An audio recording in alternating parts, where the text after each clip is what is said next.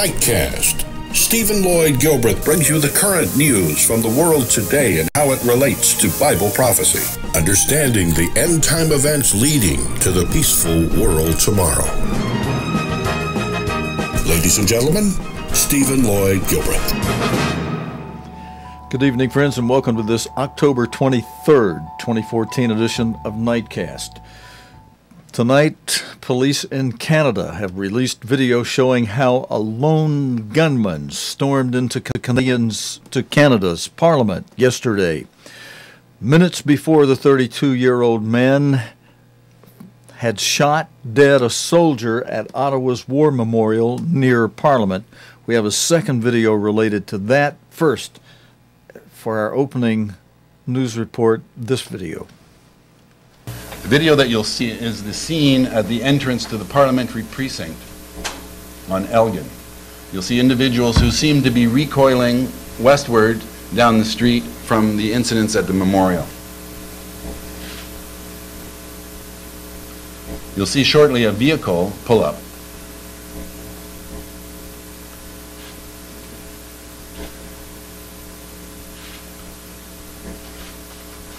This is the suspect carrying a weapon, running through the bollards and up towards the East Block. Another view of the same transaction.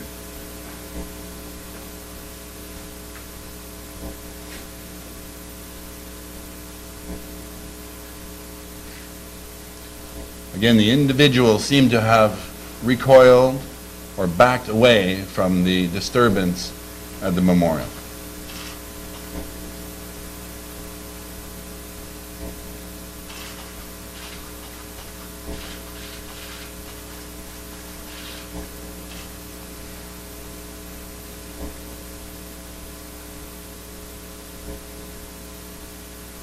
The same entrance, different view.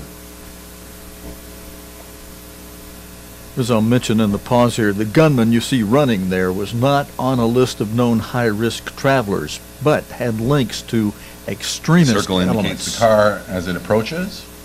One of the pedestrians even approaches the car.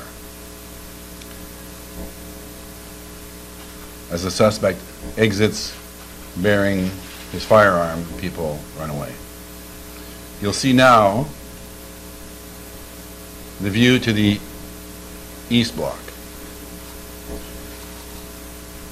He runs towards those vehicles that are parked there. The lead vehicle is a minister's vehicle that is occupied by a driver. The suspect goes around to the front of the car. There's some exchange with the driver. The vehicle backs up slightly. The driver exits the vehicle and runs away.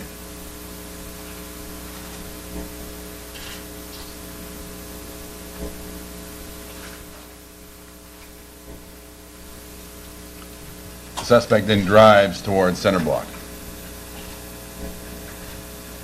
It is at this point that those actions were noticed by RCMP officers. That vehicle that is moving with the door open and pursuing the suspect vehicle.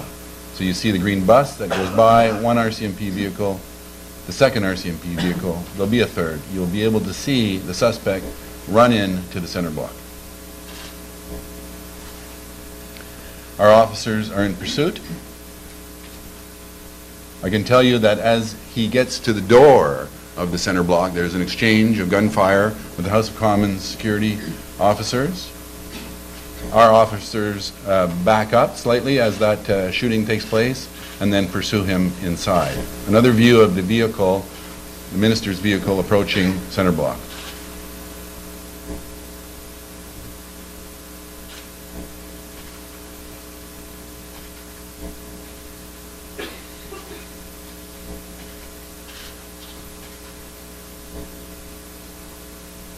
You can see police officers pursuing him into the door.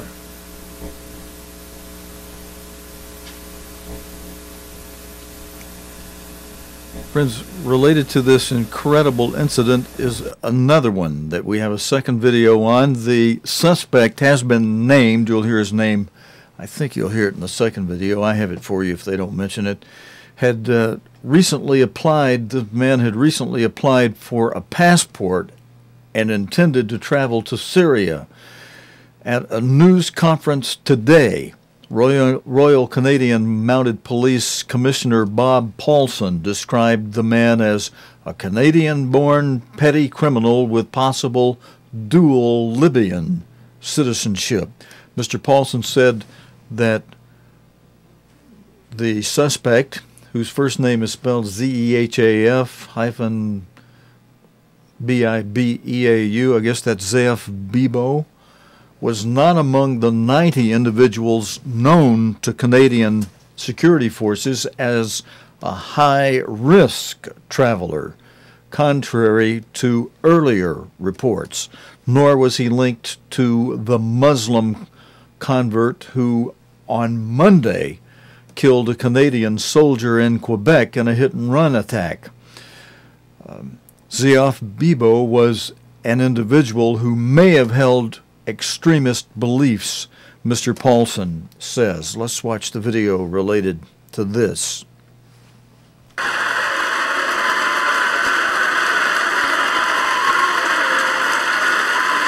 In this video, friends, you'll see Sergeant-at-Arms Kevin Victors, who was given a standing ovation in Parliament.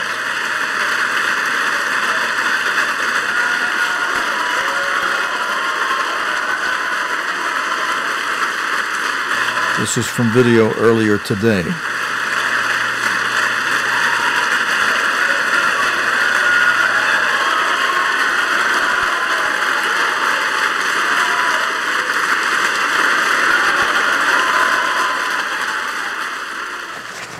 I understand that there have been consultations among the parties and there's agreement to hold a moment of silence at this time in memory of Nathan Cirillo.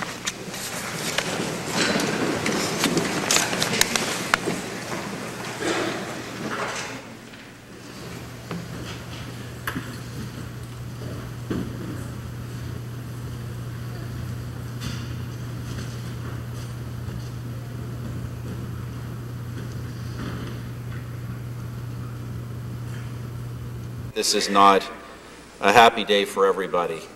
In particular, terribly sad day for all of the family, loved ones, friends, colleagues of both Nathan Cirillo and Patrice Vincent.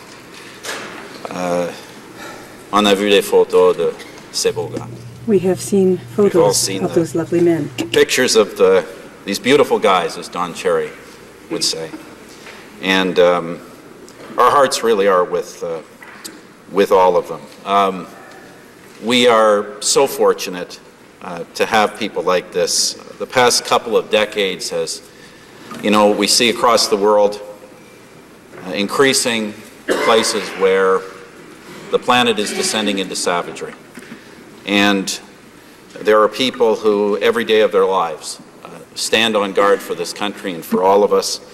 And we obviously want to convey our gratitude to these two servicemen and their families, but also to all the people who undertake this extremely dangerous work on behalf of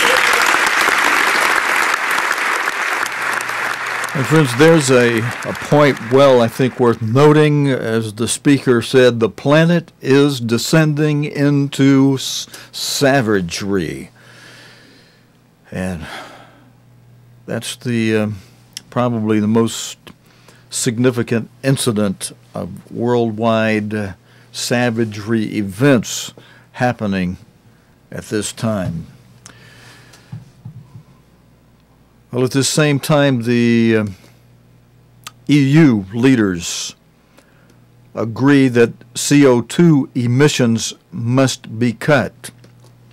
Poland, which is the caption for this photograph, reads as Poland is heavily reliant on coal, and Poland fears the cost of lower CO2 emissions will harm its economy. European leaders have reached a landmark deal to cut greenhouse emissions by 40% by 2030, compared with 1990 levels. The decision was agreed after heated discussions at a summit in Brussels, as some members had argued that their varied interests should be protected. Correspondents say it could make the EU a leader again in climate policy. The bloc also aims to boost the use of renewable energy to 27% in the total energy mix. There were deep divisions within the EU on emission cuts. Poland, which is heavily reliant on coal, fears that the cost of decarbonizing its economy will slow business growth. Its concerns at the summit were echoed by other Central and East European members. Like them, the UK also had opposed nationally binding targets for renewables, mainly wind, solar, and hydroelectric power. The UK is also embracing shale gas and nuclear as alternatives to the current over-reliance on oil and gas imports. Leaders had been cautious about the prospect of a deal before holding talks late into the night. But in the early hours of what is now Friday in Europe, the president of the European Council, Herman Van Rompuy, wrote in a tweet, quote, "Deal, at least 40% emissions cut by 2030. World's ambitious, cost-effective, fair." And he's using a tweet code of EU 2030 Climate Energy Policy Agreed. The EU Commissioner for Climate Action, Connie Hedegaard, said she was very proud that the leaders, quote, were able to get their act together on this pressing climate challenge. Meanwhile, German Chancellor Angela Merkel said, "We made a decisive step forward." The EU is already on target to cut its CO2 emissions by 20% by 2020 compared with 1990 emission levels. EU officials earlier said they wanted the EU to have an ambitious position in the run-up to the UN Climate Change Conference in Paris in December 2015. Europe's reliance on Russian gas has become a hot topic because of the Ukraine crisis, besides the climate impact of CO2. In the Belgian capital, the EU leaders were also expected to agree to boost measures to stop the spread of Ebola. The UK is expected to urge its EU partners to send more medics and equipment to West Africa, in line with the UK's help for Sierra Leone. Now, friends, in our last story for tonight, we're doing a short broadcast tonight. 30 years ago, the BBC broadcast the first television reports of a devastating famine in Ethiopia. Up to 1 million people died in the disaster, but the reports prompted a huge international response, including the Live Aid concert in aid of victims. Many global charities responded to the crisis, among them World Vision. An Ethiopian man saw the reports and was soon leading his charity's response. He told the BBC's Mike Wooldridge, part of the team that brought the news of the famine to the world, how he felt when he saw the first television pictures. Dawn. As the sun breaks through the piercing chill of night on the plain outside Coram, it lights up a biblical famine. My name is Tasfasian Dalalo. 1984, October, I was in New Zealand with World Vision. The BBC news broke as I came home from work and taking off my jacket, getting ready for dinner, turned on to the TV, and the first thing was Tigray and Wallo, and so much for the dinner. We forgot completely. My wife was crying, I was crying. The next day I went to work, and there was a telex from World Vision asking me to come back to Ethiopia. The most difficult thing that I can never forget in my life is that to go into the camp and choose make a choice of those young children, lactating mothers, and elderly people who should go into the feeding ration, the feeding camp. I will never forget that. All the eyes of the mothers were on you, moving with wherever you are going, and the children, infants, open their mouth and they're gasping, and from that you have to make a choice. It was the most horrible situation. That, to me, it still, when I think about it, it gives me a nightmare. It was terrible. I'm hopeful that we'll never see that kind of famine in Ethiopia again. I am confident that we can manage it if it comes,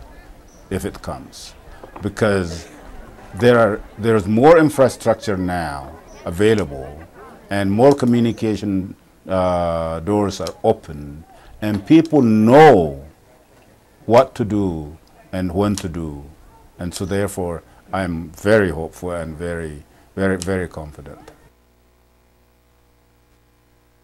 And friends, that's it for our Thursday night report here on Nightcast. You saw we got the black horse up on that one for famine. Let me just throw our chart up on the screen for a moment and mention that most of our stories that we cover on Nightcast, we try to pick them from those that relate to these first four active seals of Revelation 6. The first one being depicted in Revelation as a white horse, which Jesus Christ described as religious deception. The second seal depicted by a red horse in Revelation, which Jesus Christ described in plain language and by the gospel writers in Matthew 24, Mark 13, and Luke 21. Christ described this second seal, this red horse, as war, rumors of war, and world war. We're now in between round 2, round 3 of World War, which will, once it begins again, that'll kick off the fifth seal, which has not begun yet. But the prelude music to the fifth seal is one of the aspects of that seal. I'll tell you in a moment when we get there, is trouble. And the thing about the fifth seal is it's called mega trouble, or the Great Tribulation. But before the mega trouble, there's a certain kind of trouble that we're seeing in the news today, such as we saw in the first two stories tonight. Trouble, mobs, sedition, just disturbances and trouble that Jesus Christ described with the word tarike, as Mark wrote it up in Mark 13, verse 8, that describes one of the activities between the third seal and the fifth seal. That, of course, leaves the fourth seal is where we peg it. But I skipped ahead. We had a story tonight related to the third seal, which Revelation depicts as a black horse, which Jesus Christ described in plain language in Matthew, Mark, and Luke as famine, scarcity of food. And then the fourth seal, which I was already beginning to mention, has one of its aspects that Christ mentioned, only recorded by Mark in Mark 13, verse 8, tarike, disturbances, trouble of the kind that Canada has seen in the past few days. And these first two reports brought you the current news related to that. Christ also said that an activity between the third seal and the fifth seal would be seismic activity, commotions in the air such as gale force winds of all kind, tornadoes, hurricanes, tsunamis, well, in the air, think gale force winds in the air, then of course even excess rain, and commotions on the ground, such as earthquakes, volcanic eruptions. There's where your tsunamis would be. They're in the ground. They rise high into the air sometimes. And then floods and wildfires, which also go up into the air. Volcanic eruptions spew ash up into the air, high up into the clouds sometimes even. But commotions in the air, commotions on the ground, seismic activity. We mentioned the terror, the trouble, the disturbances. But the main thing that Jesus Christ described for the fourth seal was by the Greek term loimos, which means disease, epidemics, pestilence, the plagues of Egypt. And there's plenty of that going on. But those are the first four active seals. The next seal, the fifth seal, has not yet come except in a certain type. You read Fox's Book of Martyrs and you see a time of martyrdom that was occurred. But what we've seen, as I said, is only a type of the antitype of what is to come in the future that Jesus Christ described in Matthew 24 and verses 21, 22 as the time of Jacob's trouble, a time so bad that no time since the beginning of the world has ever been as bad as this time will be, no, nor ever after. No time after it will ever again be as bad, thankfully. And that time hasn't come yet, but it's just in front of us as we see these four seals become more and more active as you watch the news. And Jesus Christ instructed us to watch the news for these things, and He instructed us to watch them and pray always, putting our heart into our prayers and becoming a part of the day's world news and asking God to intervene for people affected by the stories in the news of today. Well, friends, this is Thursday night. God willing, we'll be back again Sunday night with our next edition of Nightcast. We're on the weekend for those of you who know what we do and where we are on the weekend. And so until next time, friends, I'm going to try to close with a newly recorded, newly produced closing for Nightcast, which will have our new live streaming times on it. We've changed the time by a half hour. Our closing tonight will have the old times on it. When we open up Sunday night, I hope that we've completed the production on the new closer, which will have the current times we're now coming on live, and they're on our homepage. But until next time now, this is your host, Stephen Lloyd Gilbert, saying thank you for joining me tonight, friends. God willing, we'll look forward to seeing you again next time, Sunday evening, here on Nightcast. Until next time, Stephen Lloyd Gilbert saying so long and good night, friends.